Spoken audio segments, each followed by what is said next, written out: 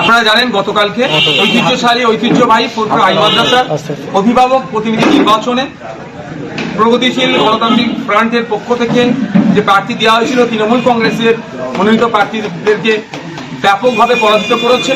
6 জন তৃণমূল কংগ্রেসের প্রার্থীদেরকে সমর্থিত প্রার্থীদেরকে পরাজয় স্বীকার করিয়ে আমাদের যে প্রার্থীরা আজকে বিজেতা হাসি এসেছেন তাদেরকে জনগণের পক্ষ থেকে তথা আমাদের পক্ষ থেকে আমরা যৎসামান্য পুরস্কার দিয়ে পুরস্কৃত করেছি, এক কথাই সংবর্ধনা দিয়েছি।